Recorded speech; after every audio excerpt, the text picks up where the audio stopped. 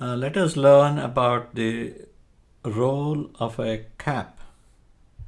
Here is an endoscope cap, and it is a plastic cylinder, a short cylinder with a side hole. And how do you place this cap?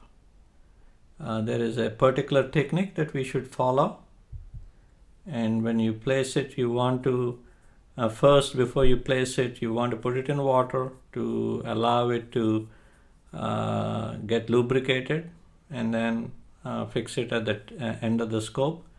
But before you fix it at the end of the scope, it's a good idea to turn off the light so that you could see the biopsy channel location, and you should place the cap in such a way that the side hole is not close to the biopsy channel but exactly at the opposite end, and that is really critical. Why is this critical? If the scope is in a particular position and the water comes towards the biopsy channel, because the biopsy channel is dependent, you can suction and clear it, otherwise the lens will get clouded.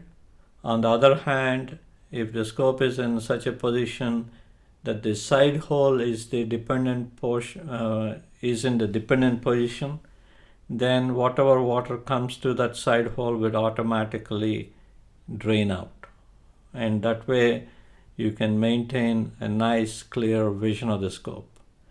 There's no point in having the side hole and putting it just close to the biopsy channel.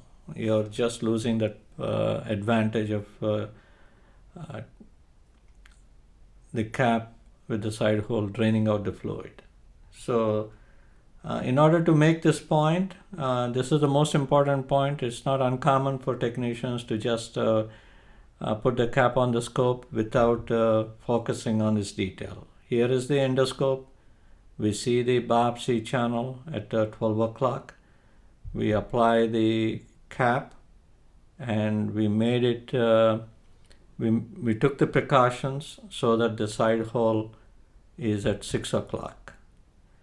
The biopsy channel is at 12 o'clock in the picture, and the side hole is at 6 o'clock. And that's how we should position the cap. The cap is used for removing foreign bodies. And if you want to remove a impacted meat bolus, in that case you may want to use a cap in such a way that it is at least 3-4 millimeters out, and if you want to keep the cap 3 to 4 millimeters out, it is a good idea to tape the cap to the end of the scope with a cellophane tape. Some have used a band ligator cap, which even gives a longer depth for applying a little more suction to remove impacted food boluses from the esophagus. I typically use the cap for my colonoscopy to allow me to do the screening exam, and I make it a point that my assistant actually puts the cap properly with the side hole away from the biopsy channel. Typically, I keep about 1 to 2 millimeters of the rim that I could barely see when I put the light on for most of my colonoscopies.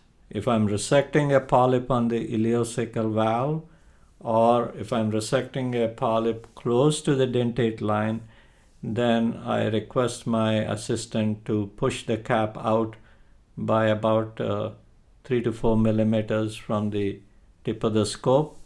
That longer cap allows me to sit on the valve and dip into the ileum to resect a polyp that is going into the ileum, or in in the case of a low rectal polyp close to the dentate line, by having a longer cap, I can sit in the anal canal and still have a relatively open field to resect a low rectal lesion that is getting closer to the dentate line. So these are some of the principles to use a cap. I hope this is useful, but also I want to make a point that if you're going through a narrow sigmoid colon, you need to keep in mind the cap does add a little more diameter to the scope, and if it is angulated fixed sigmoid colon with severe diverticulosis, sometimes I may decide to remove the cap to facilitate my scope entry into that area.